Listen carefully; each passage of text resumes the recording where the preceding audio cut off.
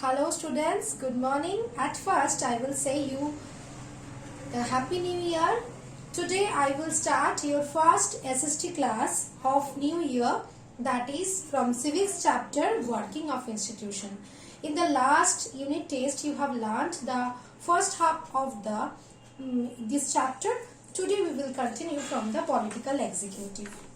To know the political executive, we know to run the different organs of the government, we need the different functionaries of the government who are taking the decision, day-to-day decision, and run the government. These functionaries together is called executive. So look at the board. Political executive, actually they are the charge to execution of all decisions, policies of the government. Thus, when we talk about the government, we usually means the executive. To know the political executive, we have to know there is two categories. The first one is political executives. They are not permanent in nature. They are elected by the people for a fixed tenure and by giving vote by the people. Actually, they are the political leaders and the ministers. They are called political executives. Number two, the permanent executive. The another name of permanent executive is civil servants. Actually, they are giving competitive exam. They passed civil service exam.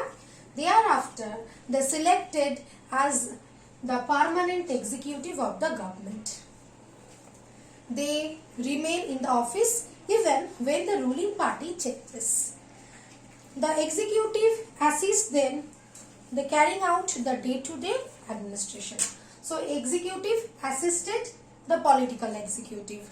Actually the permanent executives, the civil servants, are doing job, they are performing their work by the assistance of political executive. Political executive are enjoy more power than the permanent executive. Do you know why? Because political executive are elected by the people. In our democracy, the will of the people is the extreme, and the people, the supreme power of democracy, they elect the political executive. Thus, the political executives are more powerful than the permanent executive. Now I will tell you about the Prime Minister. Prime Minister is the head of Prime Minister is the most important political institution of our country. Yet there is no direct election to the post of Prime Minister.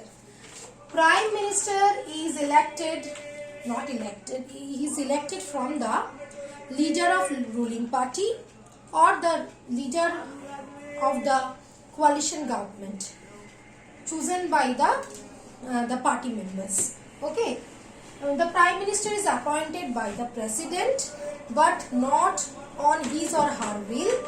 Actually,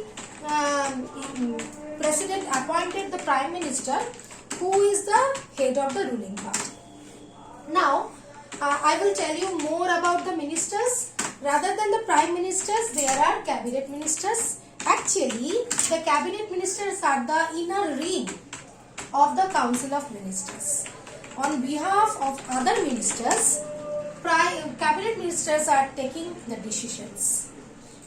Actually, all the ministers cannot, it is not possible for all ministers come together and take the all major decisions of the country. That's why the behalf of all ministers, the cabinet ministers are taking the decision. That's why sometimes the parliamentary system of government is called cabinet form of government. Actually, cabinet ministers are collectively taking the decision in the cabinet meetings. Now I am telling about the Minister of the State with independent charge, usually in charge of smaller ministers. They are occasionally participated in the cabinet meetings. Now the ministers of the state, they are actually assist the cabinet ministers. So you can understand the parliamentary system and the political executive forms. Now I will tell you the power of Prime Minister. Actually, in our constitution, it is not detailed said, but the head of the government, Prime Minister, has a wide range of powers. What are the powers of Prime Minister? He is the head, he or she is the head of the cabinet meetings. He coordinate the work of all departments. He appoint the all ministers. Okay. He exercise the general supervisor in different ministries. All ministers are working under the Prime Minister. He or she can appoint the ministers or also dismiss the ministers.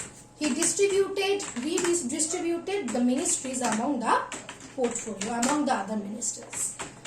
We also has the power, when the Prime Minister quits, the entire cabinets, entire ministries quits. The Prime Minister also coordinate with parliaments and the president and all the party members with the parliament.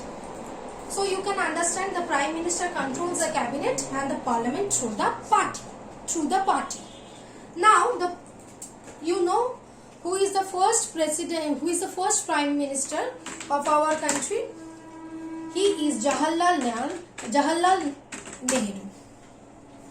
Pandit Jawaharlal Nehru. The first woman Prime Minister of our country, Indira Gandhi. The rise of coalition politics has improved certain constraint on power of Prime Minister.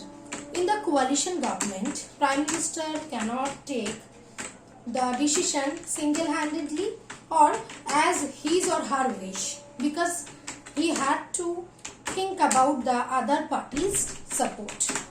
So, I hope you understand this portion of the chapter. Thank you, students.